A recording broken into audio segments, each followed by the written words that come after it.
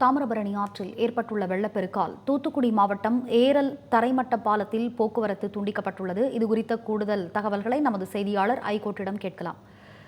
High court சொல்லுங்க, பொதுவாகவே இந்த தாமிரபரணி ஆற்றில் ஏற்பட்டிருக்கிற வெள்ளப்பெருக்கால அந்த பகுதி முழுக்க இருக்கக்கூடிய மக்கள் பல்வேறு இன்னல்களை சந்தித்து வரும் நிலையில் ஏரல் தரைமட்ட பாலத்திலும் தற்போது போக்குவரத்து துண்டிக்கப்பட்டிருக்கிறது. இது குறித்த கூடுதல் விவரங்களை வழங்குங்க. நிச்சயமாக ரவியா, தென்மண்டல மாவட்டங்களில் கடந்த 3 நாட்களாகவே பரவலான மழை என்பது பெய்து வருகிறது. குறிப்பாக தூத்துக்குடி, திருநெல்வேலி மற்றும் தென்காசி உள்ளிட்ட 3 மாவட்டங்களில் கடந்த 3 நாட்களாகவே தொடர் மழையானது பெய்து வருகிறது. இதன் காரணமாக தாமிரபரணி ஆற்றில் கடுமையான வெள்ளப்பெருக்கு என்பது ஏற்பட்டிருக்கிறது. இந்த தாமிரபரணி ஆற்றில் வினாடிக்கு 75,000 கனஅடி தண்ணீரானது தற்போது வந்து கொண்டிருக்கிறதாக சொல்லப்படுகிறது. இந்த தாமிரபரணி ஆறு வரக்கூடிய ஆறானது தூத்துக்குடி மாவட்டத்தில் முதல் தடுப்பணையாக இருக்கக்கூடிய மருதூர் அணைக்கட்டிலிருந்து 20,000க்கும் மேற்பட்ட தண்ணீரானது தற்போது திறக்கப்பட்டுள்ளது. இதனால் சிறுவைகுண்டம் அணைக்கட்டு வழியாக ஏரல் ஆற்றுப்பாலம் மற்றும் ஆத்தூர் ஆற்றுப்பாலம் வழியாக புன்னக்காயல் கடலில் இறுதியாக கலந்து வருகிறது. ஆண்டுதோறும் என்னதான் மழைப்பொழிவு பொழிந்தாலும் அந்த மழை நீரானது கடலில் கலந்து வீணாகி கொண்டிருக்கிற நிலை இருந்து வருகிறது. அந்த வகையில் கடந்த ஆண்டும் இதே போன்று மழை பொழிந்து பல்வேறு பகுதிகளிலும் குறிப்பாக ஏரல் பகுதியில் அதிக பாதிப்புகளை ஏற்படுத்தியிருந்தது. கடந்த ஆண்டு மழை பொழிவின் போது ஏரல் ஆற்றுப்பாலமானது வெள்ளத்தில் அடித்து செல்லப்பட்டு பெரும் சேதத்தை ஏற்படுத்தியது.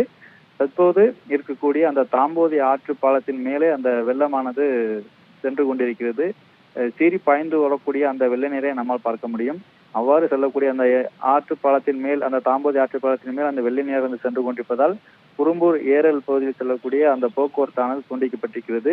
இதனால் சுற்றுவட்டார பகுதியில் இருக்கக்கூடிய பல்வேறு கிராமங்களும் தங்களுடைய அத்தியாவசிய தேவைகளுக்காக கூட வெளியே செல்ல முடியாத ஒரு சூழலுக்கு தள்ளப்பட்டிருக்கிறார்கள்.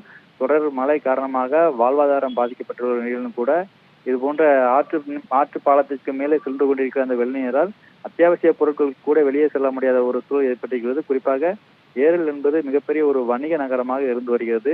சிலோன், சின்ன சிலோன் என்று அந்த பகுதியை சொல்வார்கள்.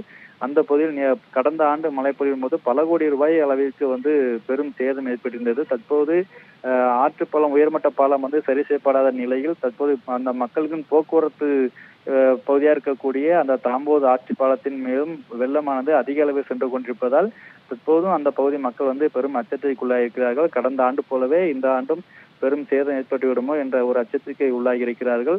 கடந்த ஆண்டு மழையானது அதிக பாதிப்பை ஏற்படுத்திய நிலையிலும் கூட அரசு போதுமான முன்னெச்சரிக்கை நடவடிக்கைகள் எடுக்கப்படவில்லை என்றே கூறப்படுகிறது. அந்த பாலம் சரி செய்யப்படாததும், ஆத்தூர் பாலம் பழுதடைந்த அந்த ஆத்தூர் பாலம் சரி செய்யப்படாததும் ஒரு காரணமாக இருந்து வருகிறது. தற்போதும் இந்த மக்கள் அந்த ஆற்று பாலத்தின் மேல் சென்று கொண்டிருக்கக்கூடிய தண்ணீரை மக்கள் ஆர்வமுடன் பார்த்து கொண்டும் சென்று வருகிறார்கள். செல்ஃபி எடுத்தும் சென்று வருகிறார்கள். அந்த வகையில் பெரும் போக்குவரத்தானது துண்டிக்கப்பட்டிருப்பதால் சுற்றுவட்டார பகுதியில் உள்ள கிராம மக்களுக்கு பெரும் தேவை என்பது முடக்கப்பட்டிருக்கிறது. எனவே அரசு அந்த சுற்றுவட்டார பகுதியில் முடக்கப்பட்டிருக்கின்ற மக்களை சந்தித்து அவர்களுக்கு தேவையான அடிப்படை உதவிகளை செய்து கொடுக்க வேண்டும் என்பதும் இந்த பொதுமக்களின் கோரிக்கையாக இருந்து வருகிறது. ரம்யா, தொடர் கனமழையால் தாமிரபரணி ஆற்றில் வெள்ளப்பெருக்கு ஏற்பட்டிருக்கிறது. இந்நிலையில் தூத்துக்குடி ஏரல் தரைமட்ட பாலத்தில் போக்குவரத்து துண்டிக்கப்பட்டிருக்கிறது. விவரங்களை அங்கிருந்து வழங்கியமைக்கு நன்றி ஐகோ.